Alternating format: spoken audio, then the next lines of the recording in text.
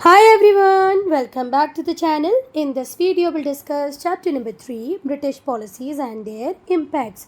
बेटा इस वीडियो में हम लोग डिस्कस करेंगे कि वो ब्रिटिशर्स जो ट्रेडर बनकर इंडिया में आए थे, जब वो रूलर बन गए तो उन्होंने क्या सी पॉलिसीज़ बनाई इंडिया में जिसकी वजह से हमारी इकोनॉमी को हुए बहुत सारे लॉसेस। हम सिर्फ क्या बन के रह गए बेटा, रॉ मटेरियल के सप्लायर। ठीक है, ब्रिटिशर्स चाहते ही ये थे कि हम उन्हें सिर्फ क्या करते रहें, रॉ मटेरियल सप्लाई करते रहें और वो उस रॉ मटेरियल को चीप कॉस्ट पे ख़रीद कर फिनिश प्रोडक्ट बना के हमें महंगे दामों में बेचते रहें। तो ये जो ब्रिटिशर्स की सोच थी, उन्होंने इस सोच को पूरा करने के लिए जो पॉलिसीज़ बनाई उसके बहुत नेगेटिव इम्पैक्ट हमें हमारी इकोनॉमी पे देखने को मिले। हम वही है इस वीडियो में डिस्कस करेंगे। तो बेटा, जब तक ब्रिटिशर्स इंडिया नहीं आए थे ना, हमारा हर विलेज एक सेल्फ सफिशिएंट यूनिट होता था। मतलब और किसी की उसको कोई नीड ही नहीं होती थी। जो रिक्वायरमेंट होती थी वो विलेजर्स आपस में मिलके पूरा कर लेते थे। तो अब हम बात करेंगे इंडियन इकोनॉमी की ब्रिटिशर्स के पहले। ये जब ब्रिटिशर्स इंडिया में नहीं आ पाए थे उसके पहले इंडियन इकोनॉमी कैसी थी। तो बेटा, जो इंडिया की इकोनॉमी थी before the advent of British, वो लार्जली रूरल इकोनॉमी थी। लोग एग्रीकल्चर पे ज़्यादा बेस करते थे। ठीक है, फिशिंग हुआ करती थी। तो हमारी इकोनॉमी एक ऐसी इकोनॉमी हुआ करती थी जहाँ पर मैक्सिमम लोग बसते थे रूरल एरियाज़ में, विलेजेस में, है ना। 95% से भी ज़्यादा जो इंडियन थे वो कहाँ रहते थे, विलेजेस में रहते थे। बस जो बचा हुआ 5% था वही टाउन्स में रहते थे। और वो टाउन भी या तो पॉलिटिकल कैपिटल हुआ करता था किसी राजा की, या कोई एक ऐसी सिटी हुआ करती थी जो ट्रेड, इंडस्ट्री और कॉमर्स के लिए एक इम्पॉर्टेंट सेंटर थी। देखो, कुछ तो राजा की कैपिटल हुआ करती थी जहाँ से राजा अपना कोर्ट चलाता था, तो वो सिटी कहलाती थी। वहाँ पर कुछ लोग रहते थे और कुछ लोग ऐसे एरियाज़ में रहते थे जो ट्रेड रूट्स पर हुआ करते थे, है ना। जहाँ पर ट्रेड बहुत ज़्यादा हो रहा है, इंडस्ट्री बहुत ज़्यादा फ्लरिश कर रही है। और बस ऐसे एरिया में कितने लोग रहते थे बेटा, 5%। बाकी 95% कहाँ पर रहते थे, विलेजेस में।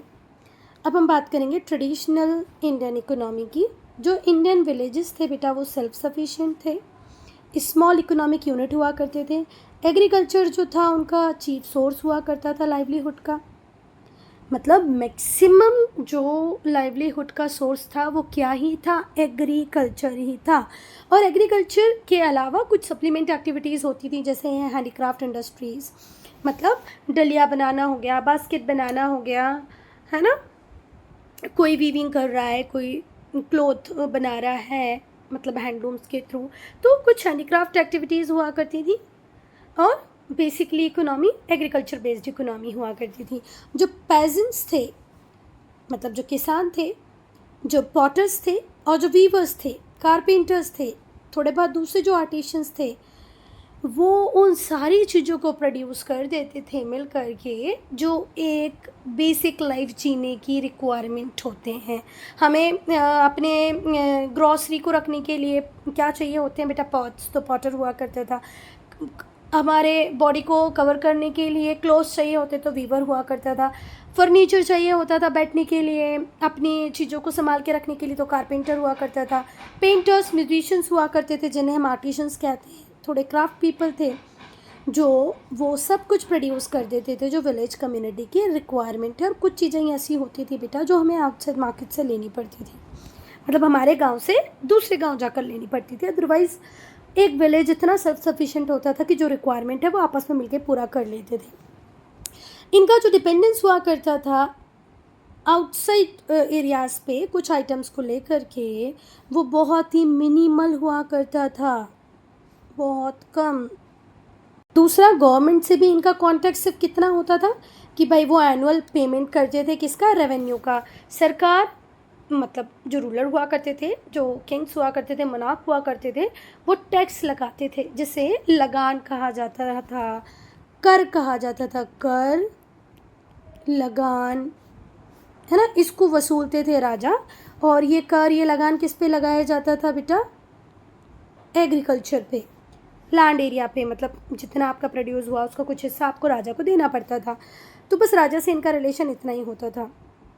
जो रेवेन्यू होते थे वो कैश में भी कलेक्ट होते थे और काइंड में भी होते थे। कैश में मतलब आपने अगर वीट ग्रो किया है उसको सेल आउट कर दो मार्केट में, जो कैश है वो राजा को दे दो।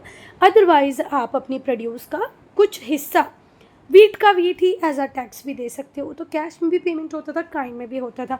अगर मैंने राइस ग्रो किया है तो मैं राइस दे दूँगी किंग को, अदरवाइज़ मैं राइस को पहले मार्केट में सेल करूँगी, उससे जो कैश आएगा वो दे दूँगी किंग को। मतलब दोनों टाइप से काम चलता था। जो रेवेन्यू थे वो कलेक्ट काइंड में भी होते थे और कैश में भी होते थे। फिर टैक्स कलेक्ट डायरेक्टली भी होता था। डायरेक्टली कौन करते थे? Tax officials. किसके? रूलर के। एक जो राजा है उसके राज्य में टैक्स ऑफिशियल्स होते थे जो सीधे जा कर के रेवेन्यू कलेक्ट कर लेते थे। किससे? हमारे पेजेंट से। इनडायरेक्टली कैसे होता था बेटा? जमींदार के थ्रू होता था। तो राजा जमींदार को बोलते थे भाई ये 2 गांव की जिम्मेदारी आपकी, आप पूरा कलेक्ट करके मुझे दे देना, थोड़ा हिस्सा अपने लिए रख लेना। ये जो जमींदार होते थे इनके पास खुद की ज़मीनें नहीं होती थी। ये टैक्सेस को कलेक्ट करते थे रूलर के बिहाफ पे, कुछ पार्ट अपने पास रख लेते थे एज अ कमीशन कि भाई मैंने इतना सारा टैक्स कलेक्ट किया, उसको कुछ तो मिलना चाहिए, और बाकी सारा अमाउंट डिपॉजिट कर देते थे रॉयल ट्रेजरी में, राजकीय खजाने में। जो ज़मींदार होते थे वो प्राइमरली कलेक्टर हुआ करते थे। किसके? लैंड रेवेन्यू के। ज़मींदार का काम ये होता था कि कर वसूलना है, टैक्स लेना है। बेटा अब हम पढ़ेंगे ब्रिटिश रेवेन्यू सिस्टम। तो आप लोगों ने पहले ही पढ़ लिया है कि 1757 में हुआ बैटल ऑफ प्लासी और 1764 में हुआ battle of Buxar. 1757 battle of Plassey, 1764 battle of Buxar. तो बैटल ऑफ बक्सर जब हम हारे बेटा, तो ये अकेले एक राजा की हार नहीं थी, इसमें दिल्ली भी इंक्लूडेड था, नवाब ऑफ अवध भी इंक्लूडेड थे और बंगाल के नवाब भी इंक्लूडेड थे। तो जब यहाँ पर हार हो जाती है हमारी और ब्रिटिशर्स जीत जाते हैं, तो इसके बाद से ब्रिटिशर्स अपना रेवेन्यू सिस्टम लगा देते हैं। तो ब्रिटिश रेवेन्यू सिस्टम को हम पढ़ेंगे कब से कब तक? 1765 से 1793 तक। ठीक है, इसके बाद भी उनका एक राज चला, पर अभी हाल फिलहाल हमें किस पीरियड को ही पढ़ना है? 1765 से 1793 तक के पीरियड को। बैटल ऑफ प्लासी हुआ 1757 में, बैटल ऑफ बक्सर हुआ 1764 में। दोनों ही बार हम हारे, अंग्रेज जीते। तो जब ट्रीटी ऑफ इलाहाबाद होती है ना बेटा बैटल ऑफ बक्सर के बाद, तो जो मुग़ल एम्परर होते हैं शाह आलम II, वो ग्रांट कर देते हैं। ग्रांट करने का मतलब होता है दे देना, राइट का मतलब होता है अधिकार।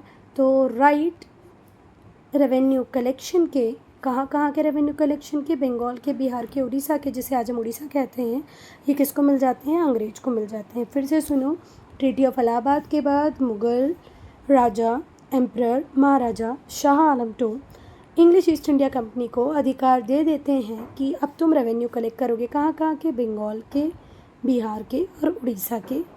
आज उड़ीसा नाम है ना, पहले उड़ीसा हुआ करता था।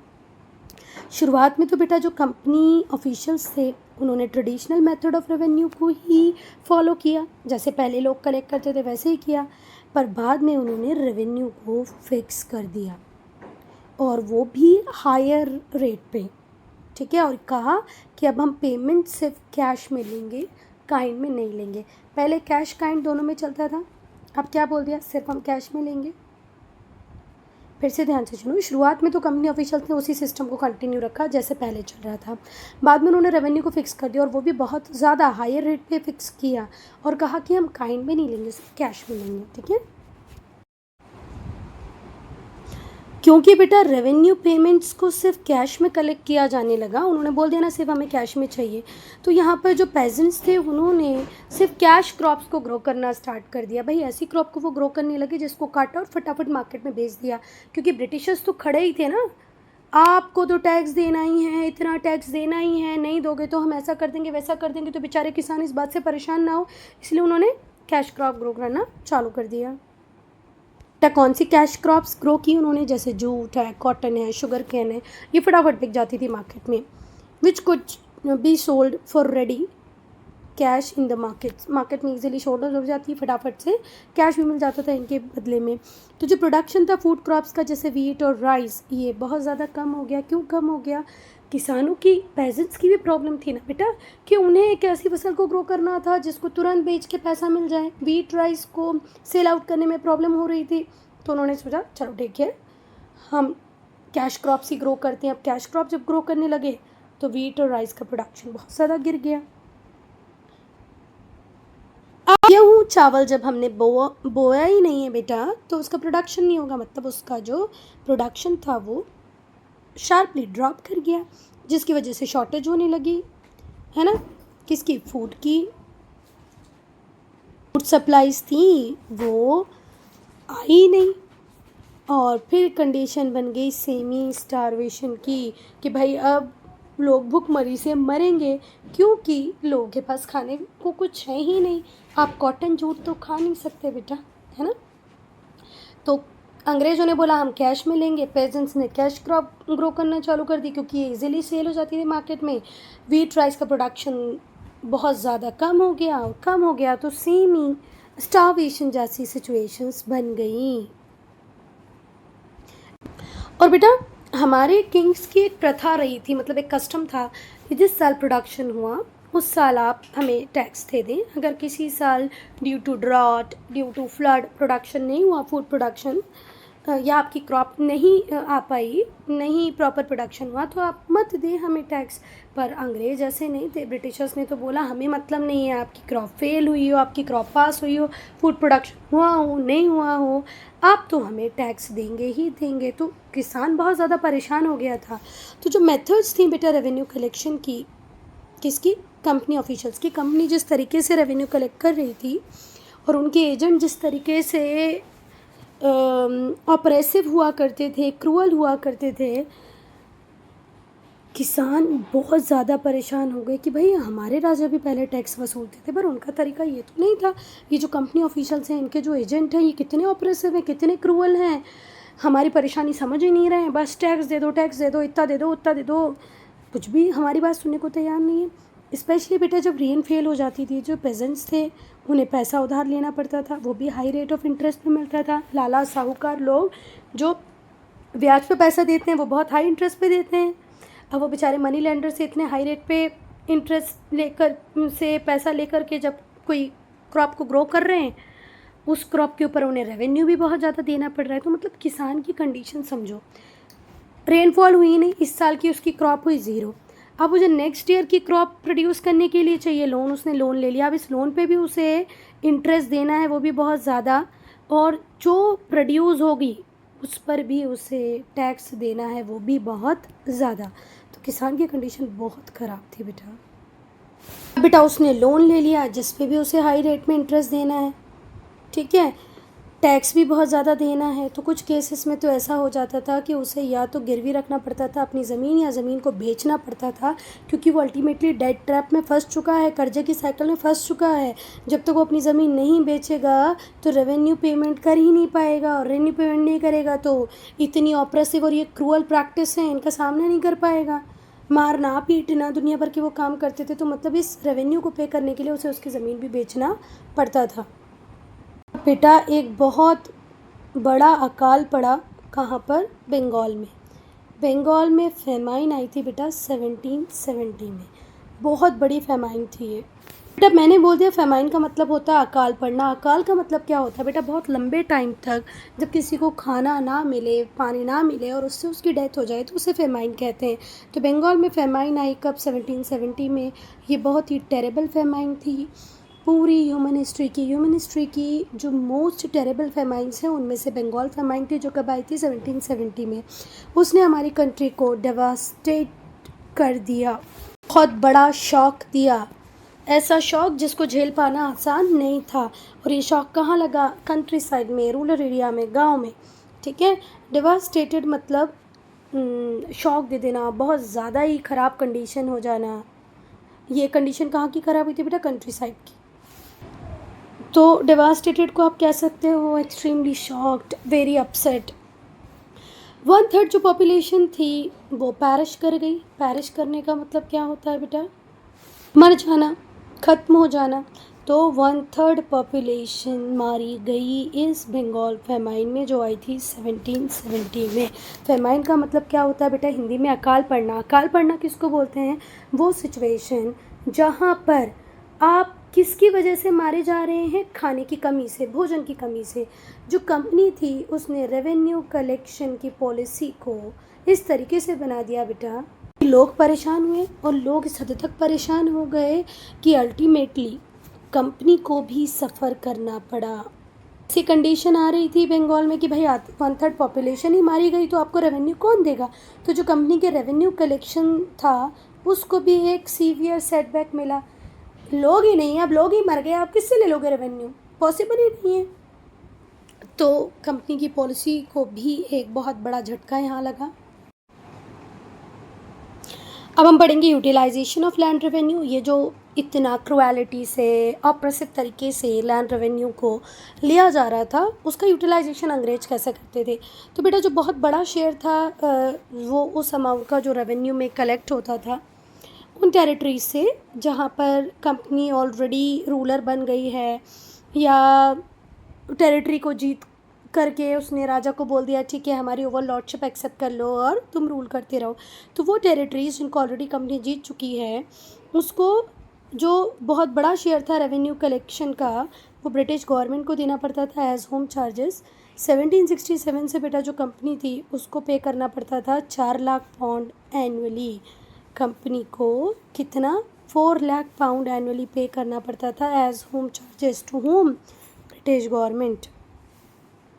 और बेटा वो रेवेन्यू जो बंगाल से कलेक्ट किया जाता था उसको काय के लिए यूज़ किया जाता था। मिलिट्री एक्सपेंडिचर जो भी अंग्रेज़ों का होता था वो हमसे ही लेते थे। बेटा रेवेन्यू जो हमारी सरकार लेती है उससे हमारे लिए रोड बनाती है, हॉस्पिटल बनाती है, स्कूल बनाती है, तो हमें लगता है कि यार चलो हमारे लिए सरकार कुछ कर रही है। अंग्रेज़ रेवेन्यू ले हमसे रहे थे और खर्च अपनी मिलिट्री पे कर रहे थे। एडमिनिस्ट्रेटिव कॉस्ट जो गवर्नमेंट ऑफिशियल आते थे, ये जो वाइसरॉय आते थे, है ना, और जितने भी उस टाइम का ब्यूरोक्रेसी थी उसको जो ऑफिशियल ब्रिटिशर्स जो आते थे उन सब की सैलरी भी हमको ही देनी पड़ती थी, मतलब हमारे टैक्स से ही जाती थी। नेक्स्ट जो ट्रेडिंग एक्टिविटीज़ होती थी कंपनी की उनका फाइनेंस भी अब किससे ही हो रहा था, टैक्स से हो रहा था, जबकि ये एक प्राइवेट कंपनी है। इसको अपने फाइनेंसेस खुद अरेंज करने चाहिए। इतना प्रॉफिट ये इंडिया से कमा रही थी पर नहीं बेटा, इसके फाइनेंसेस भी किससे जाते थे, हमारे टैक्स से जाते थे। Raw materials for England's growing industries were bought with revenue from Bengal. बेटा बंगाल से ही टैक्स कलेक्ट करके उस पैसे का ही यूज़ करके उससे ही क्या खरीद दिया जाता था, रॉ मटेरियल, और फिर कहाँ भेज दिया जाता था, इंग्लैंड, जहाँ पर जो बड़ी बड़ी इंडस्ट्रीज़ हैं वो उन्हें प्रोसेस करेंगी, फिनिश गुड बना लेंगी और वापस कहाँ भेज देंगी, इंडिया में भेज देंगी। फिर से ध्यान से सुनो, यहाँ पर अंग्रेज़ों का 1 रुपया नहीं लग रहा है। हमारे बंगाल से क्या लिया इन्होंने, रेवेन्यू। इस रेवेन्यू से क्या खरीद लिया, रॉ मटेरियल। उस रॉ मटेरियल को कहाँ भेज दिया, इंग्लैंड। वहाँ से ये बन के आया फिनिश गुड और उसको महंगे दामों में, हैवी मतलब बहुत ज़्यादा हाई चार्जेस में कहाँ सेल कर दिया, हम इंडियंस को। तो अल्टीमेटली हमारा ही पैसा हम ही से लेकर के, हमारा ही गुड हमसे ही लेकर के हमें ही महंगे दामों में बेचा किसने, अंग्रेज़ों ने। टैक्स लेने का एक ही कारण होता है, general welfare of the public, पर कंपनी ने कोई पैसा बेटा 1 रुपया भी जनरल वेलफेयर के लिए खर्चा नहीं किया, उन लोगों के लिए खर्चा नहीं किया जो इस रेवेन्यू को पे कर रहे थे। बेटा जो लैंड टैक्स था वो मेन सोर्स हुआ करता था रेवेन्यू का, किसके लिए, कंपनी के लिए। अंग्रेज़ों को भी रेगुलर इनकम किससे मिलती थी, लैंड टैक्स से मिलती थी। तो ये बहुत इम्पेरेटिव हो जाता है अंग्रेज़ों के लिए कि उन्हें रेगुलर और कंटिन्यूसली टैक्स में एक अच्छा खासा अमाउंट मिलता जाए, क्योंकि उनकी बहुत सारी एक्टिविटीज़ अब किस पे बेस करने लगी थी, टैक्स पे बेस करने लगी थी। तो अब वो चाहते थे कि एक एफिशिएंट सिस्टम बन जाए रेवेन्यू कलेक्शन का, जिससे अच्छा खासा अमाउंट अंग्रेज़ों को मिलता रहे और वो हमारा शोषण करते रहें। तो बेटा जब वॉरेन हेस्टिंग्स गवर्नर बनते हैं बंगाल के तो वो एक नए सिस्टम को इंट्रोड्यूस करते हैं, और उस सिस्टम में होता क्या है, बोली लगाई जाती है किसकी, राइट टू कलेक्ट रेवेन्यू। मतलब यहाँ पर ABCDE ऐसे 4 ज़मींदार बैठे रहेंगे और यहाँ पर ये वॉरेन हेस्टिंग्स बोली लगाएंगे कि भाई इस गांव को आप लोग कितने में ख़रीदना चाहते हैं, है ना। जो सबसे ज़्यादा हाईएस्ट बिडर होता था उसको ये विलेज मिल जाता था। और अब ये जो हाईएस्ट बिडर होता था, क्योंकि ये अमाउंट देकर इस विलेज को ले चुका है, तो वो नाना प्रकार से इन व्यक्तियों से टैक्स कलेक्ट करता था और यहाँ के पेजेंट्स की लाइफ को हेल बना देता था। तो वॉरेन हेस्टिंग्स जो कि गवर्नर थे बंगाल के, उन्होंने एक सिस्टम को इंट्रोड्यूस किया जिसमें ऑक्शन कर दी गई, बोली लगा दी गई उन राइट्स की, किन राइट्स की, रेवेन्यू कलेक्शन राइट्स की। एक पर्टिकुलर एरिया के, और वो किसको दिया गया, हाईएस्ट बिडर को, और कितने साल के लिए दिया गया, 5 साल के लिए दे दिया गया। जो एक्सपेरिमेंट था वो फाइनल फेल ही निकला, क्योंकि किसान इतने परेशान हो गए थे इस रेवेन्यू सिस्टम से कि वो गांव छोड़ कर भागने लग गए कि भैया इतनी तो हमारी इनकम नहीं है जितना हमसे आप टैक्स वसूल रहे हो, हमें करना ही नहीं काम। तो जो नए ज़मींदार थे, अब बेटा दोनों तरफ से किस तरीके से हमारे किसान परेशान हो रहे थे वो देखना। ये सिस्टम पूरी तरह फेल सिस्टम था, मतलब बुरी तरीके से फेल कर गया था इनका ये सिस्टम। डिसमल का मतलब होता है निराशाजनक। बेटा जो नए ज़मींदार आए थे ना, जिनको ऑक्शन में राइट मिल गए थे कि भाई आप इस एरिया के रेवेन्यू कलेक्ट करो, वो अनश्योर थे इस बात के लिए कि उनके पास कॉन्ट्रैक्ट नेक्स्ट ऑक्शन में रहेगा कि नहीं, क्योंकि अभी तो वो हाईएस्ट बिडर थे तो उन्हें कॉन्ट्रैक्ट मिल गया। हो सकता है नेक्स्ट ऑक्शन में कोई और हाईएस्ट बिडर हो तो उन्हें ये कॉन्ट्रैक्ट नहीं मिले, तो इसलिए उनका कोई परमानेंट इंटरेस्ट ही नहीं था इस लैंड को, इसको इम्प्रूव करने के लिए। अब एक व्यक्ति होता, उसे अगर पता होता कि 20 साल ये ज़मीन मेरे पास रहेगी तो वो इसको इम्प्रूव करने की कोशिश करता, पर पता है कि ये तो 5 साल के लिए मिली, आने वाले 5 साल में हो सकता है किसी और को मिल जाए, तो उसने ज़मीन में इंटरेस्ट ही नहीं दिखाया। जो पेजेंट्स थे उन्हें बस इस तरीके से मजबूर किया गया कि आप अपने रेवेन्यू टारगेट्स को पूरा करो। तो बेटा अब हम डिस्कस करेंगे परमानेंट सेटलमेंट सिस्टम को कब आया, ये 1793 में। तो बेटा जो डिफेक्ट्स थे रेवेन्यू सिस्टम के उन्हें हटाने के लिए और ये इंश्योर करने के लिए कि रेवेन्यू का स्टेडी और स्टेबल इनफ्लो रहेगा, मतलब कंटिन्यू रेवेन्यू आते रहेंगे अंग्रेज़ों के पास, ईस्ट इंडिया कंपनी के पास। तो जो लॉर्ड कॉर्नवालिस थे वो नेक्स्ट गवर्नर थे बंगाल के, उन्होंने एक नया सिस्टम ईजाद किया जिसे कहा गया परमानेंट सेटलमेंट सिस्टम। इसके 2 स्पेशल फीचर थे। पहली बात तो ध्यान से सुनो, परमानेंट सेटलमेंट सिस्टम कब आया, 1793 में आया। पुराने रेवेन्यू सिस्टम के डिफेक्ट्स को हटाने के लिए और स्टेडी और स्टेबल इनफ्लो रहे रेवेन्यू का, इसके लिए लॉर्ड कॉर्नवालिस ने, जो नेक्स्ट गवर्नर जनरल थे, एक नया सिस्टम लाया जिसका नाम था परमानेंट सेटलमेंट सिस्टम। और इसके 2 फीचर थे, परमानेंट ऑनरशिप ऑफ लैंड, ज़मीन की परमानेंट ऑनरशिप मिल जाएगी आपको, और दूसरा फिक्स रेवेन्यू कंटिन्यू आते रहेंगे। जो परमानेंट ऑनरशिप है लैंड की, अब हम उसको पढ़ते हैं। तो जो ज़मींदार हुआ करते थे, जो कलेक्टर हुआ करते थे लैंड रेवेन्यू को, उन्हें परमानेंट लीगल ऑनर्स बना दिया गया। अब उनके पास ये भी नहीं रहेगा कि भाई मेरे पास ये ज़मीन 5 साल की है, मैं इसके ऊपर कुछ सुधार करूँ कि नहीं करूँ, अब तो परमानेंट ऑनर है तो उसको ज़मीन के ऊपर काम करना ही पड़ेगा। Which they collected the land tax, जिस ज़मीन से वो टैक्स वसूल रहे थे उसके परमानेंट ऑनर बन गए ज़मींदार। तो जो टैक्स कलेक्टर था वो लैंडलॉर्ड बन गया, है ना। तो जो ज़मींदार था उसके पास ऑनरशिप राइट थे और उसके ऑनरशिप राइट को हेरिडेटरी बना दिया गया कि भैया आज तुम्हारे पास ये ज़मीन है, कल तुम्हारे बच्चे के पास होगी, तो इस ज़मीन पे कितना टैक्स आ सकता है, इसको तुम कैसे इम्प्रूव कर सकते हो, इस बात का ध्यान रखो। उसे पूरी फ्रीडम दी गई कि वो अपनी ज़मीन को सेल भी कर सकता है और मॉर्गेज भी कर सकता है। अब एक गांव की जो ज़मीन थी वो किसानों की ना होकर लैंडलॉर्ड मतलब ज़मींदार की हो गई। अब वो इस ज़मीन को बेच भी सकता है, गिरवी भी रख सकता है। दूसरा बेटा, जो ज़मींदार थे, ठीक है, उनके पास अब ऑनरशिप राइट्स आ गए और वो राइट्स हेरिडेटरी थे, ठीक है। मतलब अब उनके पास पूरी फ्रीडम थी कि वो इस ज़मीन को बेचें, इस ज़मीन को गिरवी रखें, कुछ भी कर सकते थे। और बेटा जो कल्टीवेटर था, जो ज़मीन पे एक्चुअल में कल्टीवेशन का काम करता था, जो किसान था, वो टीनेंट बन के रह गया, मतलब किराएदार बन के रह गया। किसका, ज़मींदार का। उसके जो एंसेस्ट्रल राइट थे ज़मीन के ऊपर, अब मैं बोल रही हूँ ना कि इस गांव की ज़मीन राम की, श्याम की, मोहन की नहीं है, एक ज़मींदार की है। और ये भी हेरिडेटरी है कि इस ज़मींदार के बाद उसके बेटे की होगी, है ना, उसके बाद उसके बेटे की होगी, पर ये हमारी नहीं रहेगी। तो मैं जो इस ज़मीन की मालिक थी, मेरे पिताजी की ये ज़मीन थी, उन्होंने मुझे दी थी, अब ये राइट मेरे पास नहीं रहा। अब उन्हें किराया देना पड़ता था उस ज़मीन का, किसको, ज़मींदार को, और ज़मींदार इंक्रीज़ कर सकता था इस किराए को जब चाहे तब। नेक्स्ट फीचर की बात करेंगे, फिक्स रेवेन्यू। तो जो ज़मीन थी बेटा, उस पर क्या लगता था, लैंड रेवेन्यू लगता था। अब वो लैंड रेवेन्यू क्या हो गया था, फिक्स हो गया था परमानेंट बेसिस पे।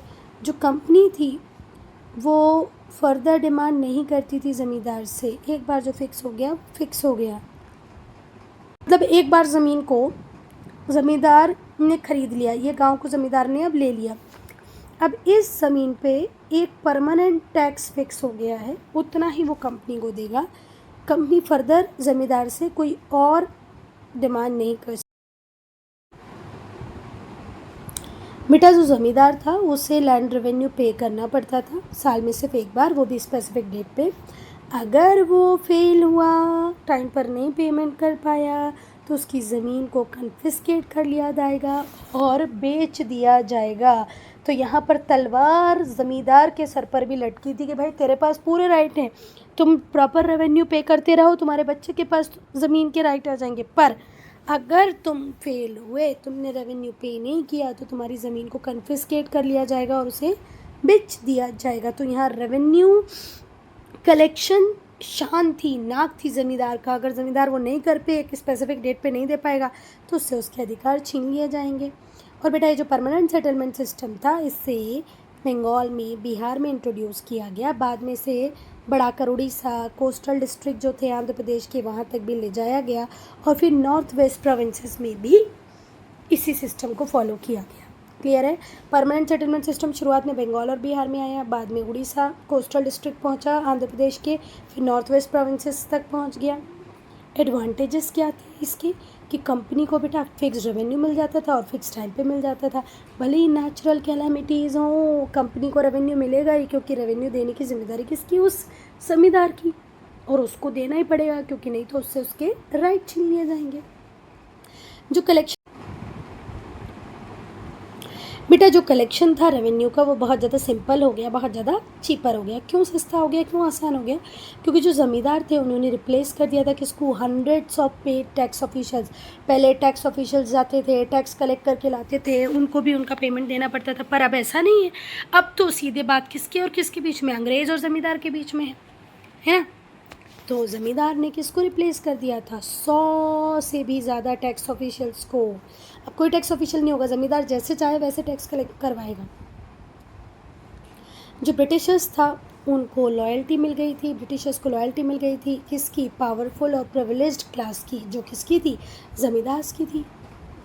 तो ज़मींदार की एक ऐसी क्लास क्रिएट कर दी थी अंग्रेज़ों ने, जो बहुत पावरफुल भी थी, बहुत प्रिविलेज भी थी, और ये अब किसकी लॉयल थी? अंग्रेज़ों की लॉयल थी, क्योंकि इन्हें इनके सारे अधिकार कौन दे रहे थे? अंग्रेज। अब बेटा जो ज़मींदार थे वो लैंड्स के परमानेंट ऑनर थे, तो उन्होंने बहुत सारी स्टेप्स ली जिससे एग्रीकल्चर प्रोडक्शन बढ़े और जिसका बेनिफिट अल्टीमेटली उन्हें ही मिलेगा। क्योंकि पहले मुझे पता था कि मैं इस 5 साल के लिए ऑनर हूँ, बाद में मुझे बिड में हाईएस्ट बिडर बनना पड़ने का मौका मिले नहीं मिले, मुझे ज़मीन मिले नहीं मिले, इसलिए मेरा इंटरेस्ट नहीं होता था ज़मीन को इम्प्रूव करने में। पर अब तो मैं परमानेंट मालिक हूँ ना इस ज़मीन की, मेरे बाद मेरा बच्चा होगा, तो मैं चाहती थी कि एग्रीकल्चर प्रोडक्शन बढ़े, ज़मीन की क्वालिटी अच्छी हो जाए। डिसएडवांटेजेस को हम पढ़ेंगे नेक्स्ट पार्ट में, पार्ट 2 में।